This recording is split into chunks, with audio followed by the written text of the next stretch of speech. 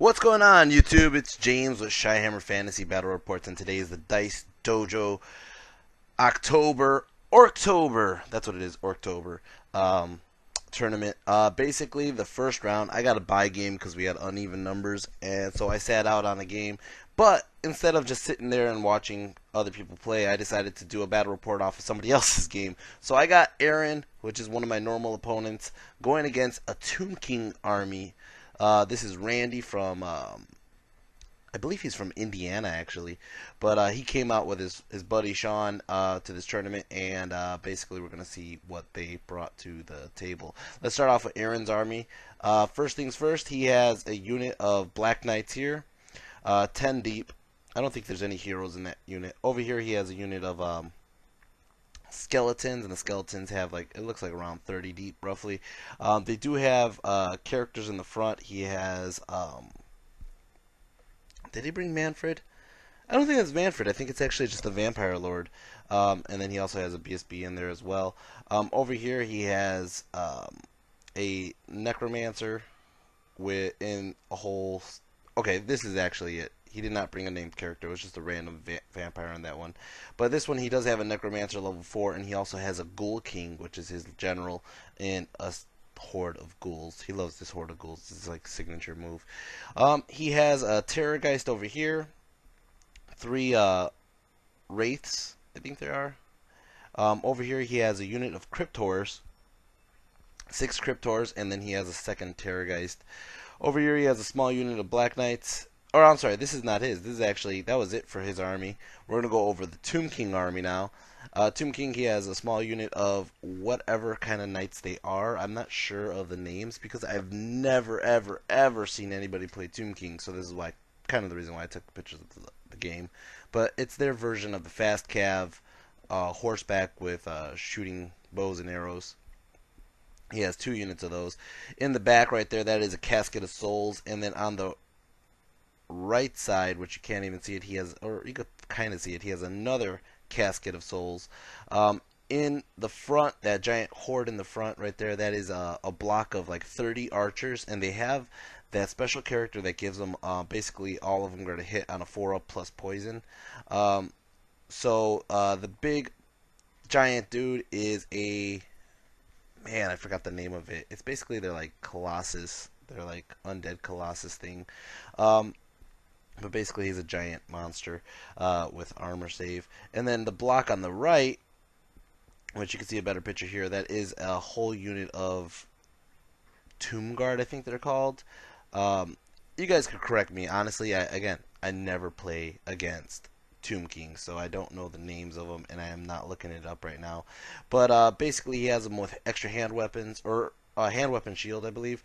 And then to the right, he has those guys with those great bows, and those great bows do like an extra 2 strength. So they're like strength 6 ranged attack. So he has a very shooty army against a very combat-oriented undead army. So over here, he has 3 chariots. And that is going to start off the turn. Right here we have Aaron decided he deployed his Cryptors in the forest. The forest is a blood forest. And Aaron did win the first turn, so basically he's going to go ahead and start moving up his blocks like so. There is a river in this game, but the river is just basically a fear-causing river, so it does absolutely nothing for both of these guys except slow down movement.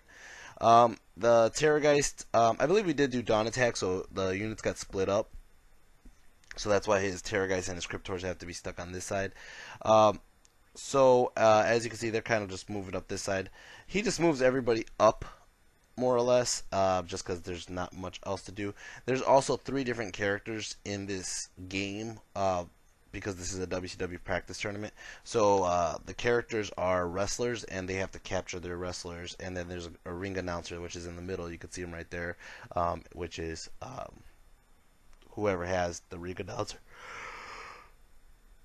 Excuse me. At the end of the game, basically gets extra victory points. Magic Phase, he got 11 power dice, which is just wonderful. He goes for Raise Dead, and he pulls up a unit of skeletons right here in front of the ring announcer. He goes for Invocation in the Heck, and he beefs up that unit he just raised by like another like whatever 7 or 8 guys, as well as grew up a little bit more on his skeleton units. I believe he could do that. If not, I'm not entirely sure. And then he goes ahead and uses the rest of his dice onto Hellish Vigor, and Randy stopped it. And that is it. That's the end of Vampire's turn 1. It's going to go ahead and be Tomb King's turn 1. Tomb King's turn 1. He moves up his fast cav on the right side. He moves up his chariots a little bit, but then he just decides his whole blocks are just going to sit there and shoot. That's what he brought, was a shooty army. So he's going to go ahead and do Magic Phase. Magic Phase, he got a pathetic 4 power dice. He goes ahead and uses the Casket's ability to get more power dice, and he gets another couple dice. He's going to go ahead and do... I can't even read that. I don't know his spells that well as well. Sorry. Really bad about that. Yeah, I'm trying to read it. I can't read it. But basically, I'm going to try to read this. It's an augment spell. Basically gives him a 5-up ward. And, yeah, that's it. So he gets that off. Then he goes ahead and he tries to do Caress of Lanesh, and he got that one dispelled. So he's going to go ahead and use his shooting from his horsebacks here. They end up killing 1 skeleton.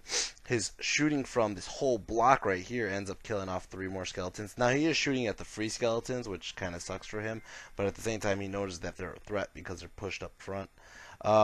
He goes ahead and do the shooting from these guys, their big ass bows, and it hits the Cryptors, but it does nothing for the wounds. Either he regened it or he failed to wound. And then he does have 2 catapults. They're not Screaming Skull catapults, but they're just regular catapults. He shoots it at this giant block here. It drifts off, kills off 1 dude. He shoots, or kills off 2 dudes, I'm sorry. He goes ahead and shoots it at this block over here, and it drifts off and kills like 1 or 2 dudes. And it's going to go ahead and start off Vampire turn 2. Vampire turn 2. He's going to go ahead and this is where we find out that the River of Blood is basically a fear-causing river. But he's going to go ahead and charge his skeletons here into that block. He finds out the forest is a stupid forest. And he's going to go ahead and stand and shoot. When he stands and shoot, he kills off like 3 or 4 more guys. And he gets stuck in the forest because he failed charges. Over here, he decides he's going to charge his block into the fast cav. Fast cav's going to stand and shoot as well, kill off 1 dude, and he fails charge over here as well. I think it's funny because both of these guys raise more people in their army, so they don't care if they lose people on stand and shoot. He moves his Terrorgeist over here. He moves his Cryptors up a bit, and he moves up his... he turns his main block because that wrestler in the middle is actually blocking terrain. So he reforms facing this way, and he just moves up his wraiths over here this way. Magic Phase, he got 11 power dice again. He got some crazy dice. I think his dice are hacks. He's going to go ahead and do Raise Dead again. He pulls up more skeletons over here. And then he goes for Invocation in the Heck. He 6-diced it. He gets double 6s. He's going to go ahead and raise up 9 more skeletons in this unit, 10 more skeletons in this unit, and then 11 more ghouls here, or until he ran out of models here. And then he is going to roll his miscast. His miscast is basically he gets Brain Dead. So he loses D3 levels, and he ends up losing 3. So he loses his 2 spells on top of his Invocation, which kind of sucks. This is on his level 4 Necromancer. So he does have a level 1 still floating around somewhere, but he just kind of like fucked over his main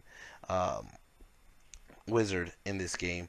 Over here, he did move his Terrorgeist up. His Terrorgeist is going to start off Shooting Phase. Shooting Phase, he screams at these freaking horsemen. Killed off the 5 of them. He goes ahead and he screams with this Terrorgeist into the chariots, and he kills 2 chariots outright.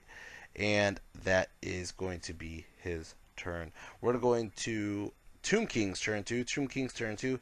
He decides he's going to move his giant monolith dude in the middle and just kind of like block his archers from getting charged too soon. He goes ahead and moves his giant combat block a little bit back and just so they could charge in the next turn. And and that's about it really. He doesn't have much to move. I mean, granted, it is a Tomb King army. It's not going to move much, period. But Magic Phase, he got 7 power dice. He's going to go ahead and do this thing from the casket. Or I'm sorry, he does the thing from the casket to get more dice, and he's going to use his like staff that he has here, and the staff. I have the rules here, but I'm not even going to read it. Basically kills. It's a magic attack. Goes ahead and kills one of the wraiths because he notices these wraiths are coming up. Are they wraiths? I think they are wraiths. He knows that they're coming up for his giant, which basically wouldn't be able to do much against ethereal targets. So he goes ahead and uses that, but basically everything else he goes ahead and tries to do, he gets stopped. So he decides he's going to use the casket's ability to shoot like some screech or something like that. I think it's a howl. And he goes ahead and he shoots it at the Terrorgeist. He goes ahead and does 3 wounds onto the Terrorgeist. And we're going to go to shooting phase. Shooting phase, he's going to go ahead and shoot at the skeletons. And, oh, I'm sorry. No, this is the casket still. It bounced from here. It bounced into the skeletons and killed off, like, 7 skeletons. He's going to go ahead and shoot from the horseback here into his Terrorgeist. He does a couple more wounds. He did, I believe it has 6 wounds. If it doesn't have 6 wounds, it has 5 wounds. But now it only has 1 wound remaining. I hate it when people count downwards. I'm a count upwards kind of guy. He's going to go ahead and shoot his catapult at... who does he shoot it at? Not too sure. Anyway, he's going to go ahead and shoot these guys now at the Terrorgeist, and he kills off the Terrorgeist. I think he tried to shoot the catapult at the Terrorgeist, and it drifted off and did nothing. Then he shot those guys and killed off the Terrorgeist. It was a little overkill, but he just got rid of that Terrorgeist outright. He's going to go ahead and shoot this catapult, and it misfires and gets jammed for a turn. And then he's going to shoot these guys on horseback, or on chariot back here, and it does 1 wound onto the Crypt Horrors. And that's going to be it. We're going to start off Vampire's turn 3. Vampire's turn 3, he's going to charge his Crypt Horrors into the chariot. He's going to charge his skeletons into those skeletons. He's going to charge his Hex Wraiths into his, we're just going to call it a giant. I think it's like a Necro something, Colossus, whatever. It's a giant. He's going to charge the Hex Wraiths into the giant. And he also charged, I believe, that skeleton unit into the other skeleton unit as well, but it failed charge. So it's just going to kind of get in the way. As you can see, this is how it looks right here. And these guys got in as well. Magic Phase, he got 5 power dice. And I believe he just tries to do like an invocation, and that's about it. And he gets stopped.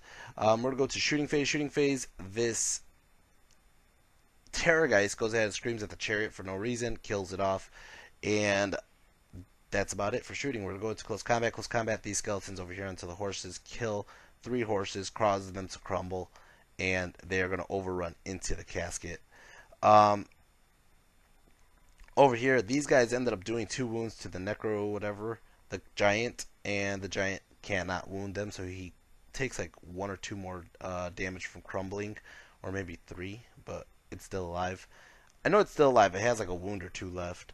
Over here, these skeletons end up doing 2 wounds onto their skeletons, and that was about it, I think.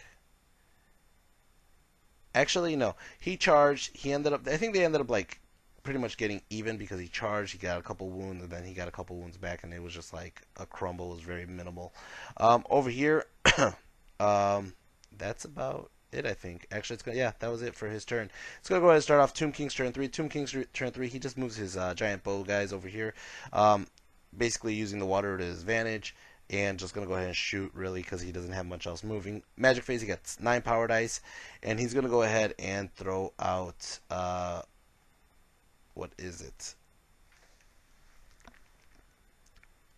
Usek's Incantation of Desiccation, which is a hex spell, -1 strength and -1 toughness onto the ghouls, and it gives them down -2. He's gonna go ahead and shoot his thing from the Banshee Screams basically, and it kills off like 5 ghouls, which is really cool actually.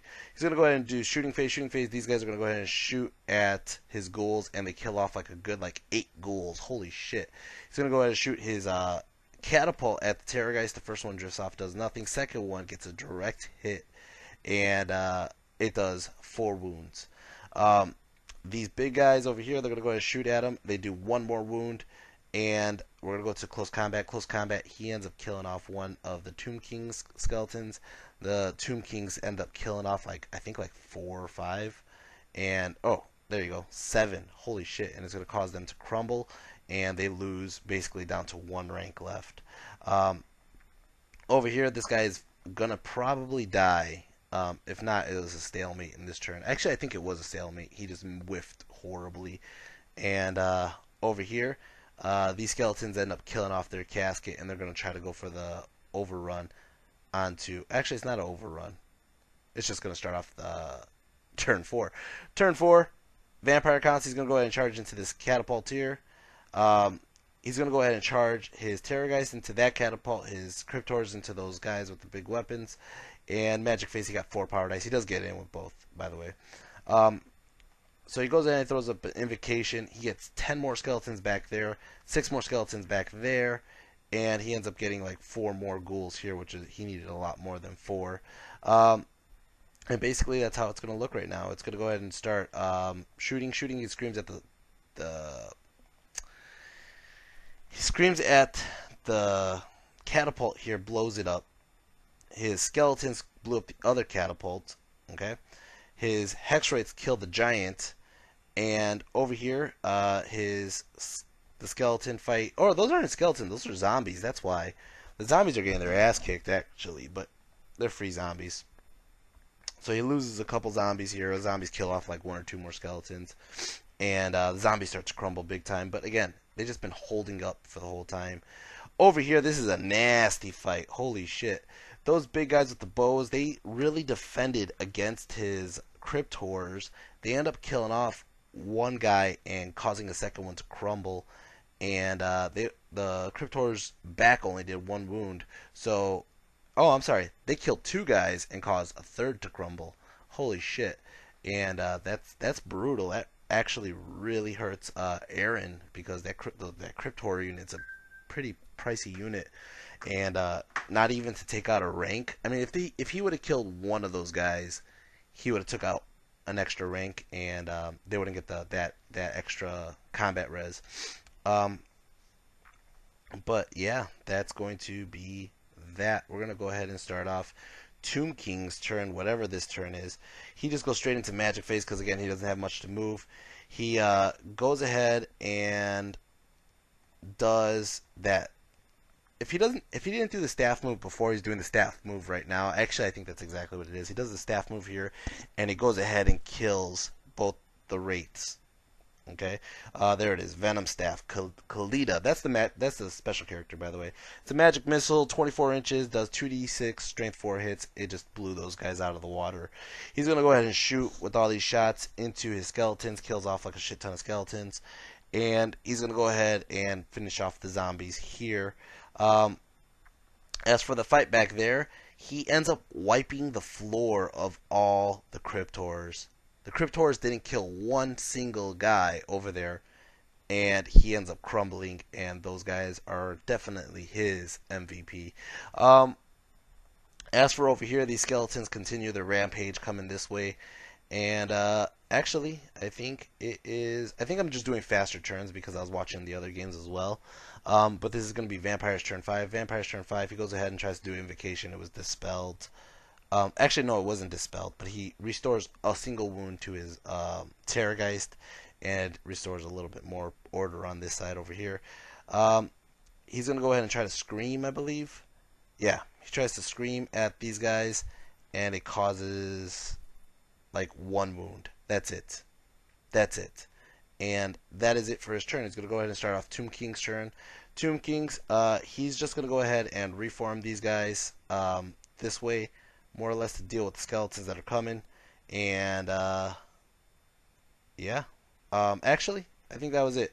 He's gonna go ahead and shoot at the Terrorgeist. He couldn't kill the Terrorgeist. If he did kill the Terrorgeist, he probably would have won. We added up the points. The thing is, the tournament we're on a time limit, so and plus I was kind of in and out of this game, just because I was trying to get everybody else settled, and we had a bunch of questions going on. But since Aaron did win, he won like a very small victory though, just because the Cryptors dying cost him a lot of points. But he most of Aaron's units were free units that he called up from the beginning of the game, and he just kept on invocating them. He did kill off the giant. He did kill off one of the caskets. He killed off both catapults. And then he killed off both units of fast cav, whereas Randy ended up killing off the 3 wraiths. I think he actually did kill one of the Terrorgeists, and that was one of the things that kind of swayed his victory points. And then he also killed off that unit of Cryptors. But besides that, Aaron's main bunker was kind of getting damaged, which kind of sucked for Aaron. And both of Randy's main bunkers were pretty healthy still. In all fairness, if the ghouls would have got into combat, they would have fucked up either one of those units pretty bad. I just know how those ghouls are. But he took a long time just moving his ghouls up. And not only that, I actually give Aaron credit for using those combat blocks of skeletons that he just called up. Those guys were thinning them down and holding them up and holding the shots off. Those guys with the giant bows, I'm gonna just look up their names really quick. But those guys were just brutal. I mean, that was something that I don't think anybody really expected. They were just kind of shooting them down. And I know that they're probably overpriced for what they do, but they took out 6 Cryptors like it was nothing, which is pretty impressive actually. As for MVP, I'm going to go for Aaron's side just because Aaron's like the guy I normally play against. But his MVP,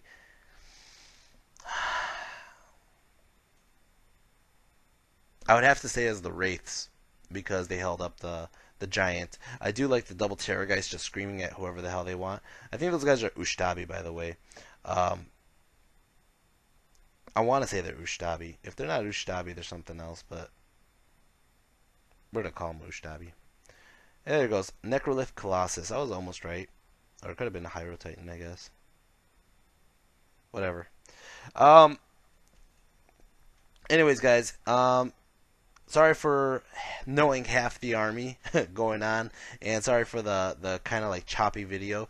I will be putting up the next 2 videos very soon this week, but the next 2 videos are games that I played. I got to play Sean, who brought a Legion's elf list, so you'll see that coming up against his against his, what the hell is that? Can't think of the name. Cauldron of Blood, and his witch elves and all that shit, and and his Phoenix Guard. And then also you're gonna see me play against Ian with his Cthulhu themed army, Chaos Army. Anyways, guys, yeah, so MVP went to the Wraiths, and for taking out the Necrolith Colossus and holding him up, because that guy would have caused major damage in the middle of the game. But sure enough, yeah, Aaron won. I believe Aaron ended up going to 2nd place in the whole thing. I want to say Aaron did 2nd place in the whole thing. My brother played Todd in this round, and he ended up tying. Ian ended up playing Sean, beat Sean. And then Dan ended up playing Jose, and I think it was a close win, but Dan got the win. Anyways, guys, I'll see you in the next video. Take care. Peace. Don't bash this video so bad, because, like I said, I was only half paying attention. I figured it was worth something versus nothing. Peace.